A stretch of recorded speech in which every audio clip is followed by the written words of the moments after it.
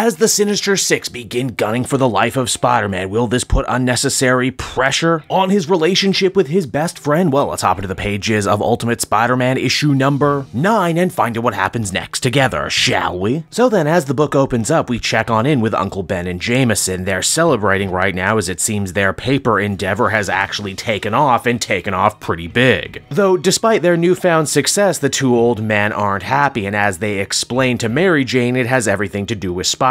Mainly, their paper has become the #1 source for all information regarding Spider-Man and his superhero exploits. In fact, out of their last 12 stories, 8 of them have been Spider-Man related, and they've all been huge hits. This is a little disappointing for Ben and Jonah because they wanted to write stories that mattered, the sort of stories that other papers would be afraid to touch with a 10-foot pole, and yet now it seems everything they do is sensational. Maybe even spectacular, amazing, or web of, if you will. Thankfully though, Mary Jane, once again showing how good she is at her job, tells the two guys to calm down, saying that Spider-Man will be the icing and their hard-hitting journalism will be the rest of the cake. Which further emboldens the duo to continue to look into everything going on with the Maker, which, you guessed it, ends up leading them right back to Stark Stane. Now back over with Spider-Man and the Green Goblin, they're having themselves another meeting with Dr. Octavius. The man who would be Octopus thinks he has a major breakthrough involving the suit tech that our two heroes have been using, something that will give them freedom from Iron Lad should they want it. This actually sparks a rather interesting little debate between Peter and Norman on the subject of what they believe to be true freedom. Peter thinks freedom is a credit card that is infinite and replenishes every month, while Harry says he is rich, and that while it certainly made his life easier, he has more bosses to report to than ever, and that real freedom is living without a master.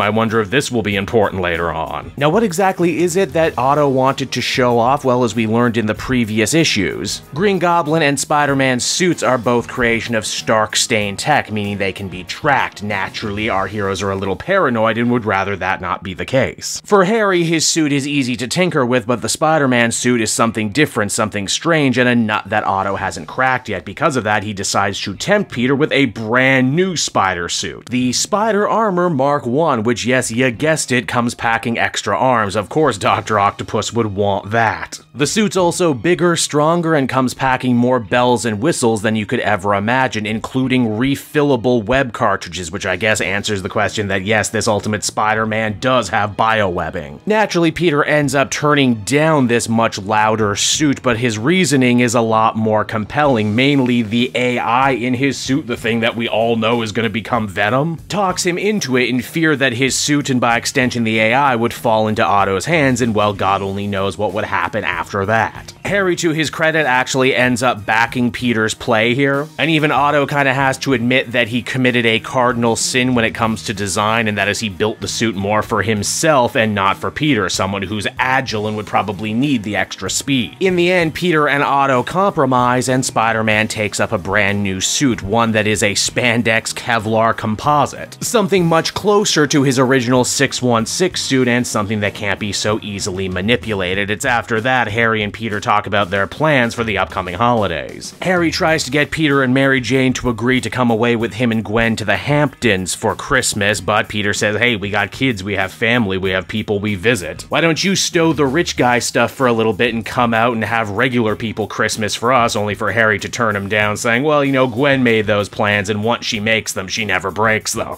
This friendly, relatable scene ends up getting crashed, though, by the coming of Walter Hardy Black Cat, who manages to make Green Goblin's suit malfunction at the worst possible time, meaning that Spider-Man is all alone facing off against his first representative from the Sinister Six. As Black Cat explains, this is everything he's been hoping for, something to put a little life back into his boring existence, and that Spider-Man and his friends should never have dared challenge the Kingpin, that it's tantamount to the peasants of old challenging the gods of Olympus. Spider-Man fights valiantly against Black Cat, while Harry ends up battling against his suit, even reaching out to the AI of his father to try and reboot the Green Goblin's suit from the inside. Not that Spider-Man actually needed the help, in fact he's actually getting quite better at fighting on his own. He bests Black Cat by webbing him up, though to Walter's surprise he doesn't move on in for the kill. Once again implying that what Spider-Man is for New York City is something completely new, something never seen before, an actual real deal merciful hero. A mercy that is not returned by Walter at all, because the second Spider-Man turns his back, Black Cat's whip becomes a lightsaber lightsaber. Oh man, George Lucas gonna sue somebody. Though I guess because Disney owns Star Wars now, that joke doesn't make any sense anymore. It's at that very moment Harry manages to regain control of the Green Goblin suit, and unlike his friend Spider-Man, Harry is not afraid to shoot first and ask questions later. Black Cat takes a violent tumble off the roof, but seemingly just narrowly manages to survive. This ends up causing a massive rift between Harry and Peter over the nature of whether or not killing should be accepted in what they're doing right now. Harry argues that what he did to save Peter's life, and if in another situation it came down to his life or the lives of one of his attackers, he would pick his own. Transversely, Peter argues they can't fight people like Kingpin and the Black Cat if they are willing to cross those types of lines. After all, what's the point of having this power if they abuse it? Then they really would be no different than the people they were fighting, and making the world a better place would be more of an empty lie. Again, with great power comes great responsibility, but this time actually seen in action. And I know what you're thinking, is this it? Is this the big moment that Spider-Man and Green Goblin go from bros to broken up? No, actually, they do manage to work through their problems and still stay friends. At least this time they do. Let's face it, there's definitely a crack beginning to form in the foundation, one that I'm sure will end up becoming a massive fissure later on. And so that was Ultimate Spider-Man issue number 9, everybody. If you couldn't tell, I thought this was another stellar offering from Hickman and Checchetto. I love how this series is both moving at a really good clip and yet also taking its time to flesh things out. Spider-Man vs. Walter Hardy the Black Cat probably didn't need an entire arc dedicated to itself, yet here they managed to get everything important out in just a few pages. Cat represents an older type of criminality that is now being challenged and subsumed not only by the new generation of supervillains, but also by the kindness and mercy showcased by the new generation of superheroes. It's also kind of cool too to see Peter realize that he doesn't need all the extra bells and whistles and all the technology to be a hero, that Spider-Man can actually be a lot more lo-fi. While Harry, on the other hand, continues to put all of his faith in technology, only to have it come back and bite him in the ass this time. Again, I really love how they're building up this dichotomy between the two characters, meaning that when they eventually do have their big falling out and inevitably become foes of one another, it's going to hit that much harder and mean that much more. Overall, I think I'd feel comfortable giving this one another 9 out of 10. Really solid stuff, and I cannot wait for the next issue.